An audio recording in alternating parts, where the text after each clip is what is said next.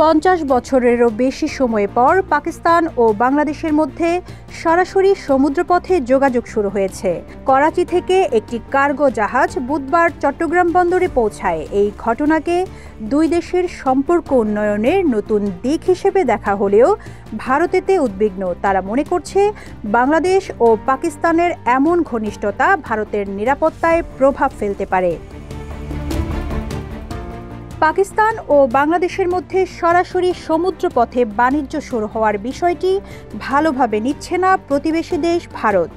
দেশটির সংবাদ মাধ্যম দ্য টেলিগ্রাফের খবরে বলা হয়েছে, পূর্ব ও পশ্চিম প্রতিবেশীর মধ্যে এই নতুন সংযোগ ভারতের উত্তর পূর্বাঞ্চলীয় রাজ্য অর্থাৎ সেভেন সিস্টার্সের নিরাপত্তা ও স্থিতিশীলতার উপর প্রভাব ফেলতে পারে বলে মনে করছে তারা। Double million offer, Walton fridge কিনে পেতে পারেন 20 লক্ষ টাকা, রয়েছে কোটি কোটি টাকার নিশ্চিত উপহার। চট্টগ্রামে 3 শতাধিক কন্টেইনার নিয়ে আসা কার্গো জাহাজটি নোঙরের সময় উপস্থিত ছিলেন বাংলাদেশে নিযুক্ত পাকিস্তানি হাই কমিশনার সৈয়দ আহমেদ মারুফ। তিনি বলেছেন, এই নতুন রুটটি সরবরাহ শৃঙ্খলাকে সহজতর করবে, ট্রানজিটের সময় হ্রাস করবে এবং উভয় দেশের জন্য নতুন ব্যবসার সুযোগ উন্মুক্ত করবে।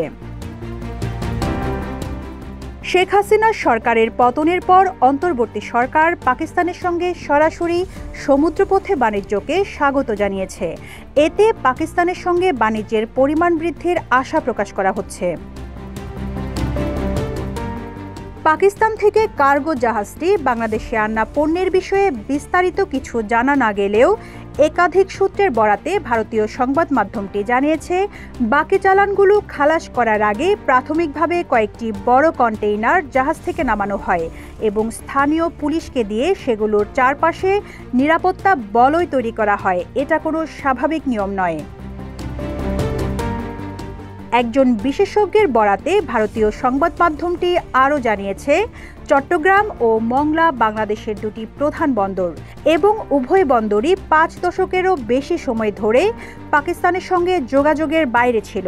কিন্তু দুই দেশের মধ্যে তৈরি হওয়া এমন সৌহার্দ্যপূর্ণ সম্পর্ক ভারতকে নতুন করে উদ্বিগ্ন করে তুলেছে।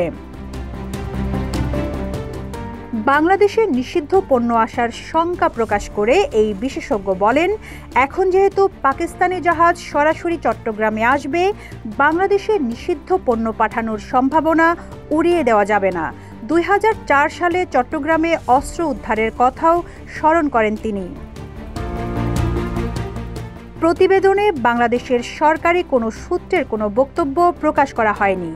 যদিও দুই মুসলিম সংখ্যাগরিষ্ঠ দেশের মধ্যে বাণিজ্য ও ব্যবসায়িক সম্পর্ক বাড়ানোর ক্ষেত্রে এটিকে একটি বড় পদক্ষেপ হিসেবে দেখা হচ্ছে।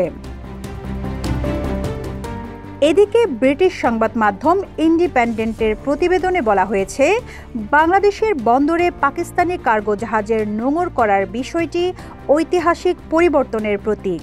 এটি পাকিস্তান বাংলাদেশের ঐতিহ্যগত জটিল কূটনৈতিক সম্পর্কে উষ্ণতার নতুন দিগন্তের সূচনা করছে। Rizwana Rinti, news desk, Ittefaq.